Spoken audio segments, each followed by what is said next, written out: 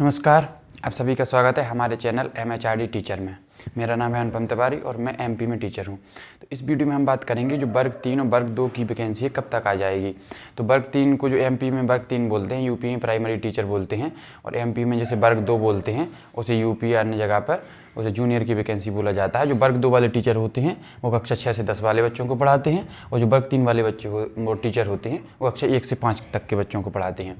तो इस वीडियो में हम समझेंगे कि इनकी वैकेंसी कब तक आने वाली है। देखो, ये ऐसा होता है जैसे यूपी में अभी हाई कोर्ट ने आदेश दिया था कि 27,000 पदों पर आप भर्ती कीजिए, लेकिन क्या होता है कि उनकी जब विभागीय प्रोसेस के बारे में बात की जाए तो पता चलता है कि अंदर कोई प्रोसेस चल ही नहीं रही है, और जब तक अंदर कोई प्रोसेस नहीं चलती है तब तक भर्ती आने की संभावना ना के बराबर रहती है। लेकिन MP में अभी क्या हो रहा है कि अंदर से विभागीय प्रोसेस चालू हो गई है। तो जब विभागीय प्रोसेस चालू हो जाती है उसके बाद आप ये समझ लीजिए कि इस साल आपकी भर्ती आने की संभावना बहुत ज़्यादा बढ़ जाती है। तो उसी के बारे में बात करेंगे कि अंदर विभाग के अंदर क्या भर्ती चल रही है और कितने पद रिक्त हैं, हमारी वर्ग 2 वर्ग 3 में कितनी भर्ती आ सकती है और अन्य विभागों में भी कितनी भर्ती आ सकती है, उनके बारे में हम बात करेंगे इस वीडियो में। आपको एक एक चीज़ समझ में आएगी कि क्या प्रोसेस चल रही है। जैसे वर्ग 3 के भी पेपर हो गए हैं, तो वर्ग 3 के पेपर सभी लोगों ने दे लिए होंगे। जो लोग बॉर्डर के पास भी हैं वो लोग भी अपनी तैयारी जरूर करते रहें, क्योंकि क्या होता है कि अभी आपके नॉर्मलाइजेशन में मार्क्स बढ़ जाएंगे और जो क्वेश्चन आपके गलत हैं उसके भी आपको नंबर मिलेंगे। जैसे अभी कई शिफ्टों में देखा गया है कि बहुत ज़्यादा आपत्ति लगी है, कई में तो 20 क्वेश्चन पर आपत्ति लगी हैं। अगर उसमें कि आप 30% भी मान लो तो 4 5 6 क्वेश्चन, तो 6 क्वेश्चन तो आप मान के चलो कि 6 क्वेश्चन आपके वैसे सही हो जाएंगे, कुछ नॉर्मलाइजेशन में सही हो जाएंगे, तो आपके बहुत ज़्यादा नंबर बढ़ने की संभावना रहती है। किसी शिफ्ट की बात कर रहे हैं, हमारे शिफ्ट की बात नहीं कर रहे हैं। और पेपर के लेवल के हिसाब से भी नॉर्मलाइजेशन अच्छा खासा मिलता है, आपने देखा भी होगा। तो इसी तरह आप अपनी तैयारी जरूर जारी रखिए। और एक देखो, आपको पता होगा कि सीटेट का मुद्दा कोर्ट में है, तो अगर सीटेट वाले भी वैलिड हो जाते हैं MP में या सभी जगह सभी स्टेट में, तो सीटेट वाले भी इसका पेपर दे सकते हैं। इसलिए आप सीटेट की तैयारी तो करिए और साथ में इसकी तैयारी भी करते रहिए। अब देखो, एक बात बता दें, कभी भी आप तैयारी करें तो केवल एक वैकेंसी की तैयारी ना करें, क्योंकि कोई भरोसा नहीं रहता है कि वैकेंसी कब तक आएगी, कितनी लेट हो जाएगी। इसलिए आप अपने जो आसपास के एरिया हैं, जो जैसे MP के हैं तो आप UP के या राजस्थान के, जहाँ भी आपके लिए सूटेबल हो वहाँ पर आप फॉर्म जरूर भरिएगा। और ऐसा नहीं है कि आप सिर्फ एक ही भर्ती के भरोसे बैठे रहें। कई प्रकार की भर्तियाँ निकलती हैं, जिसमें टीचर की भर्तियाँ भी होती हैं और कई जैसे ऑफिस वर्क की जॉब होती हैं, उनको भी आप अप्लाई कीजिएगा। जैसे लड़कियाँ सोचती हैं कि हमें सिर्फ टीचर की जॉब करनी है, तो टीचर की जैसी बहुत सारी अन्य भर्तियाँ भी निकलती हैं। जैसे UP में निकली है स्टेनोग्राफर की वैकेंसी निकली है, जूनियर असिस्टेंट की भर्ती निकली है, उसमें टाइपिंग थोड़ी बहुत मांगते हैं। और UP में एक पेट का पेपर होता है, उसके थ्रू होता है। तो जिसने वो पेट का पेपर दिया है तो उसके लिए तो बहुत ही अच्छी गुड न्यूज़ है, क्योंकि उसमें कंपटीशन बहुत ही घट गया है। तो ऐसी वैकेंसी है कि आप जरूर ताक में रहिए, क्योंकि इससे क्या होता है कि आपकी नौकरी लगने की संभावना बहुत ज़्यादा बढ़ जाती है। बहुत ही अच्छी वैकेंसियाँ हैं, वो ऑफिस वर्क रहता है, कुछ काम नहीं करना पड़ता, 9 से 5 आपकी बिल्कुल ऑफिस जैसी ड्यूटी रहती है, बिल्कुल टीचर जैसी जॉब रहती है।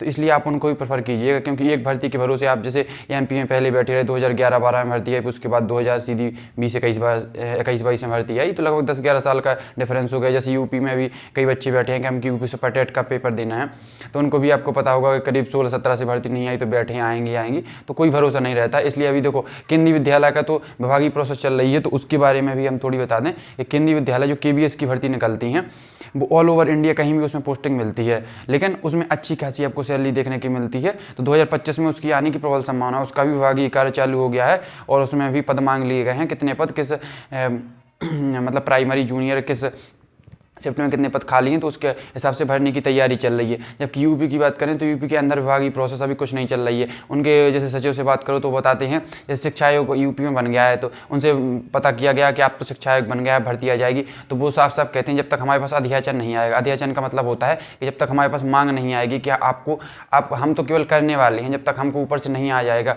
ऑर्डर कि आपको इतने पदों पर भर्ती कीजिए, जब तक हम कुछ नहीं कर सकते हैं। वही प्रोसेस होती है। तो MP में वो प्रोसेस चालू हो गई है, तो उसके बारे में हम बताएंगे कि ये प्रोसेस कैसे चालू हो गई और लगभग कितने पदों पर भर्ती आने की संभावना रहेगी। तो बात करें कि वर्ग 2 वर्ग 3 की वैकेंसी इसमें मुख्यतः आने वाली, और वाली भर्तियां भी आएंगी, ये हमने लिख ली हैं कुछ मुख्य, लेकिन इसमें वर्ग 2 वर्ग 3 की वैकेंसियां सबसे ज़्यादा रहेंगी।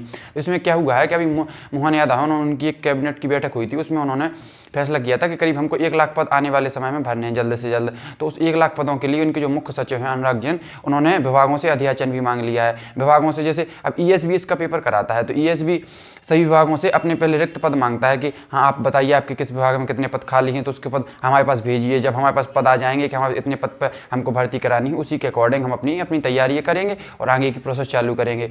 तो क्या हुआ है कि मोहन यादव ने MPPSC, आप बता दें कि MPPSC की भी भर्तियां जल्दी आने वाली हैं। इस बार जो पिछली बार कम वैकेंसी आई थी, इस बार ज़्यादा वैकेंसी आने की संभावना है। ESB को 1 लाख पदों पर उन्होंने कहा है कि हम करीब 1 लाख पदों पर भर्तियाँ करनी हैं। तो 1 लाख पदों पर भर्तियाँ करनी हैं, तो उसके हिसाब से अध्याचन भी मांगने चालू हो गए हैं कि आप बताइए किस विभाग में कितनी भर्तियाँ खाली हैं। तो 1 लाख पदों की रिक्वायरमेंट भेजी है। तो CM की कैबिनेट मीटिंग में फैसला हो गया है। मुख्य सचिव अनुराग जैन ने अध्याचन मांग लिया है कि अध्याचन बताओ हमको। तो अभी क्या है कि इनके पास 35 विभाग, करीब 35 विभागों से 55,000 के पद खाली इनको आ चुके हैं। अभी तक की स्थिति के बारे में बात कर रहे हैं, अभी तक इनके पास इतने पद खाली हैं और अभी 1 लाख पदों पर इनको भर्ती करना है। तो और अध्याचन मंगाए जाएंगे। तो इससे क्या होगा कि अभी जो भर्तियाँ इसमें हमने लिखी हैं और भी बढ़ने की संभावना रहेगी। तो जैसा होता है कि जैसे अभी महिला एवं बाल विकास मंत्रालय के थ्रू एक वैकेंसी निकलती है MP में, उसमें जो सुपरवाइजर की भर्ती होती है उसके करीब 600 करीब पद बता रहे हैं। पहले 300 थे, अब वो बढ़ के 600 हो गए हैं। तो इसी प्रकार उसकी जब तक भर्ती आएगी, जब तक संभावना है कि वो 1000 के आसपास हो जाए। तो इस प्रकार क्या है कि भर्तियां बढ़ती हैं। तो 35 विभागों से 55,410 पद करीब खाली हैं। तो हम बात करेंगे कि किस विभाग में लगभग कितने पद खाली हैं। एक बात और बता दें, ऊर्जा विभाग है, इसी के अकॉर्डिंग जब इन्होंने फैसला लिया तो उसी के बाद ऊर्जा विभाग ने अपना नोटिफिकेशन जारी किया और उन्होंने बताया कि हमें आपको ग्रुप C और ग्रुप D के जो कर्मचारी हैं उनको भरने की आवश्यकता है। इसलिए उन्होंने 2573 पद पर अपना नोटिफिकेशन जारी कर दिया। 6 दिसंबर को करीब उनका नोटिफिकेशन जारी हुआ था कि हमको इतने पद भरने हैं। तो इस प्रकार कि मतलब नोटिफिकेशन जारी चालू हो गए हैं भरना। तो अब क्या होगा, इसके बाद ये वाली नोटिफिकेशन भी जल्द आने की संभावना रहेगी। देखो वर्ग 2 का पेपर तो सभी ने दे लिया है।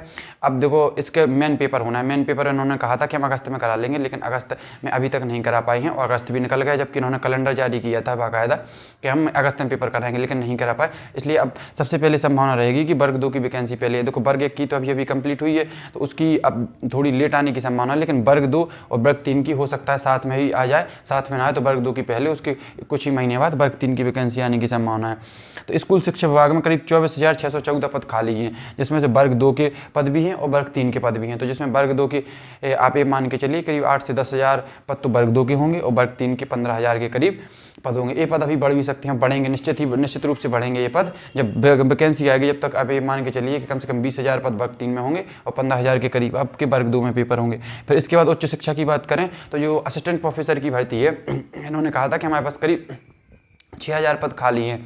तो इन्होंने अभी पिछला जो असिस्टेंट प्रोफेसर का एग्जाम हुआ है उसके करीब 2,000 के पदों पर भर्ती निकाली थी। अब इनकी जो 2025 वाला शेड्यूल है इसमें उनको 3 या 4 बार में ये लोग 2,000 या 1,500 करके इसको पूरे पद भरने हैं। तो इस प्रकार उच्च शिक्षा विभाग में भी 6,407 पद के करीब आने की संभावना है, कि क्योंकि ये भर्ती भी बिल्कुल पेंडिंग है। इन्होंने MP का सेट करा लिया है। जो असिस्टेंट प्रोफेसर को जो एग्जाम देते हैं वो जानते होंगे कि MP के, देखो MP का सेट वैसे नहीं होता था, लेकिन इस बार उन्होंने बहुत ही जल्दी MP का सेट कराया है। उसी के बाद आप MP का जो असिस्टेंट प्रोफेसर का एग्जाम है वो दे पाते हैं। इसलिए उन्होंने अभी MP का सेट है वो दिसंबर में होने वाला है, 15 दिसंबर को। उसके बाद इसमें 2025 में आने की प्रबल संभावना है। तो इसकी भर्ती भी जल्द आएगी। वहीं बात करेंगे तकनीकी शिक्षा एवं कौशल में भी 4,000 जो टेक्निकल भर्तियाँ होती हैं, जो बाबू वगैरह की भर्तियाँ भी निकलती हैं इसके थ्रू, तो 4,336 पद निकलेंगे। और वन विभाग की वहीं फोस्ट गार्ड की बात करें तो 4,088 पद अभी खाली बताए जा रहे हैं, जिसमें से इसमें फोस्ट गार्ड की भर्ती होगी, इसमें रेंजर की भी भर्ती होगी जो PCS के थ्रू आती हैं, और वही सारे पद इसमें बताए गए हैं। पंचायत एवं ग्रामीण विकास मंत्रालय जो इसमें अभी एक साथ भर्ती निकली थी, अभी पिछली बार जब आई थी, तो 2,599 पद हैं। इसमें करीब कुछ पटवारी के पद भी होंगे और कुछ पंचायत राज विकास ग्रामीण विकास के होंगे, कुछ पशुपालन डेयरी विभाग के, सारे कुछ मिला जुला के पशुपालन के 2,217 और राजस्व के 2,577 पद, इतने पद आने की संभावना है। तो इतना है, तो मतलब आप ये समझ के चलिए कि इतने से ज़्यादा ही पद आएंगे। जब भी वैकेंसी आएगी तो इतने से ज़्यादा आएंगे, इतने से कम नहीं आएंगे, क्योंकि अभी करीब 55,000 ही पद पर अध्याचन मांगा गया है। और जब पूरे 1 लाख पद होंगे तो इनमें निश्चित ही हर विभाग में कुछ ना कुछ संख्या जरूर बढ़ेगी। कुछ विभाग ऐसे हैं जिनमें 1,000 से कम पद भी खाली हैं, तो उसके बारे में भी आप देख सकते हैं। तो हमने पूरा बता दिया है कि मोटा मोटा इतने पद खाली हैं। और अध्याचन जब किसी विभाग में आंतरिक रूप से काम चालू हो जाता है तो उसकी वैकेंसी आने की संभावना बहुत बढ़ जाती है। इसलिए जो लोग भी वर्ग 3 का प्री क्वालिफाई कर चुके हैं, जो लोग बिल्कुल करीब हैं, या जिनके 2, 4, 5, 6 नंबर भी हैं, जिन्होंने अपनी देखा होगा कि आपत्ति कितने क्वेश्चन पर लग गई है, कितने क्वेश्चन में बढ़ने की संभावना है, या शिफ्ट हार्ड थी कि ईजी थी, तो उस हिसाब से आप अपनी तैयारी जरूर करिएगा। अगर आपकी ईजी भी थी, आपको लग रहा है कि हमारे उतने नंबर नहीं हो पाएंगे, तब भी आप तैयारी जरूर कीजिएगा।